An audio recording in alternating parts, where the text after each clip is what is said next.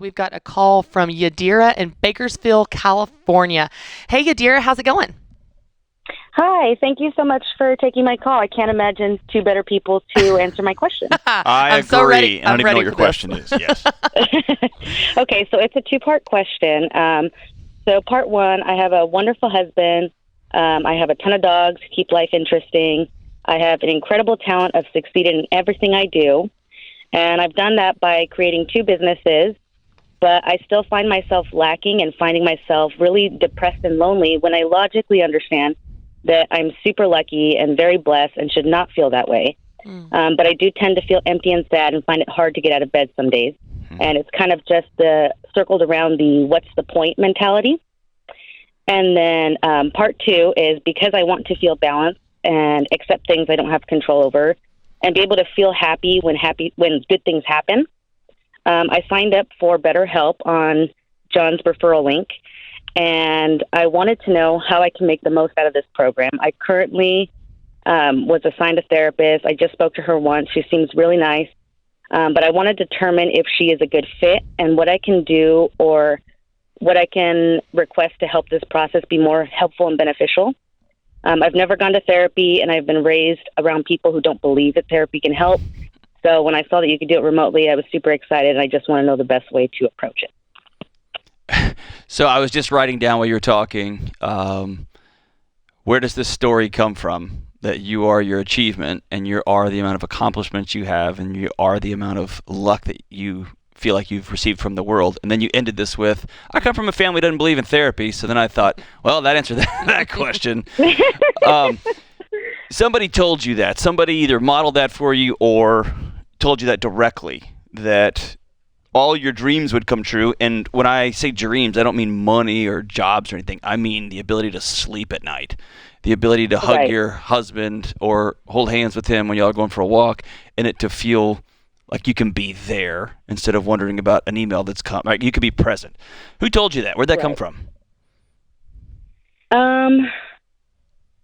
I think that just came over a long period of time. So when I was younger, I had a lot of difficulties really just getting by day to day. And as I've gotten older, I've just noticed that, you know, I try to start a business, it goes great. I try to start a project, it goes fantastic. Anything that I ever tried in the last few years, I've noticed that I succeed at. And I hear that from my husband's family specifically, that they're so surprised that I can do anything I say I'm going to do it. They might think I'm crazy, and I just do it. And so it might come more from my husband's family than my own, where that confidence comes from. Christy, you talk to a lot of, I'll challenge that in a second here, but I want to get back to starting a business. Christy, you talk to a lot of folks who start businesses. Do you hear often that people get to the end of it and think, Well, I think there's a what? Well, it's interesting because I put some research in my book on even something as simple as like to-do lists, like the dopamine that's released when you check a box. So I think there can be, and I'm not the doctor here, so you tell me if I'm wrong, but I think there can be in my life that I've experienced an addictive nature of success and achievement. So you achieve something, it's like, well, what's next? So I run a half marathon, well, I'm going to do the full marathon. You become addicted to that achievement. Well, how can I push myself? And there's part of that I think is a good quality, but I think it can be something like, I definitely have experienced that, John. Like I've experienced that where it's like, okay, what's next? What's next? Yeah. So Yadira, why are you doing this? Like, why are you going to therapy? Why are you creating successful businesses? Why are you married to a great guy?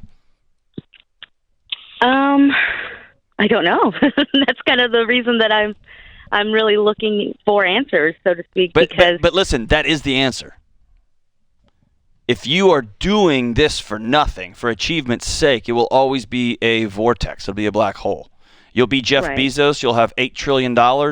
And then you'll think, well, I guess I'm just going to quit and go to space because I don't have anything else to do, right? Like, because what's next? And I guess I do it for like the stability. I think that's what I'm looking for. And what I would tell you is stability is an illusion. It feels good, but it's never enough. And so you have to define this, and it sounds cliche, and we talk about it all the time. You've got to have a thing you're doing this for, or to say it in a nerdy way, you got to have a why. And when you just spin and spin and spin, here's the deal. You have been running, you've been fight or flight for probably your whole life. And you can't out-achieve, you can't outperform, you can't run from a feeling of, I don't have any value. Or you can't run from a feeling of, we don't have enough around here. And so when you come up with enough number, that's what I love what Dave talks about. You need to see 6 months for an emergency fund. And then we're going to say, good, man. We don't have a meteorite plan. Right? And so we have 6 month emergency fund, and then we're going to move on to the next thing. Because if you keep spinning out your wheels there, then what are you going to do? Eventually your body says, why even get out of bed? Just go to bed. Just stay here. And so what I would love to challenge you and your husband to do is to get away from all the mess. And by the way, you're going to start a business, and it's not going to be successful. And you know what? That's going to be okay. You're still going to be you. It is. Right. And you're going to have another one that's successful, another one after that successful. Great. That doesn't define you. Right? It's cool and it's neat, and we'll high five you. Doesn't come from your in-laws. They're just celebrating you, right? Right. It comes from this idea that you think you can outrun change and you can outrun insecurity, and you can't. You got to sit with it and let it be present and feel it, and it's uncomfortable and it's awful, and you won't feel like you're enough. And then, as you talked about, you go sit with somebody who's a professional. Here's the best thing you can do with the counselor is to tell the truth. Most people lie. That's one of the first things in grad school they teach you is your clients will lie to you. Go tell the truth. Okay? Tell the truth. Be honest about your feelings, about what you do want to do, what you don't want to do. And go somewhere with your husband, and you all sit down and say, why are we doing this?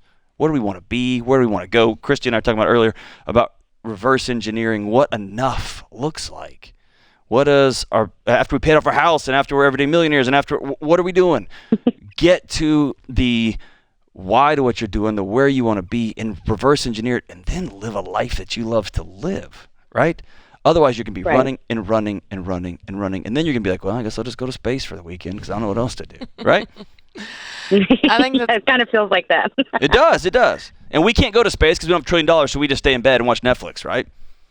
Right. I think that'd be a great exercise for you to take on, with your counselor, Yadira, of this idea of discovering what your why is. And it may not happen in one session. It may not happen in just one 5-minute prayer of being alone. But if you spend some time and dig, like what makes you light up? What makes you come alive? What gives meaning and purpose to your life? Ken Coleman talks about this on his show. John Deloney talks about this on his show. I talk about it in different ways on my show. But that is the baseline for everything. For every business, for every relationship, for everything you do needs to have a purpose. You need to have a why, or else no matter what you do, you're going to wake up the same sinking feeling like you don't have a purpose. I bet you do. You just need to find it.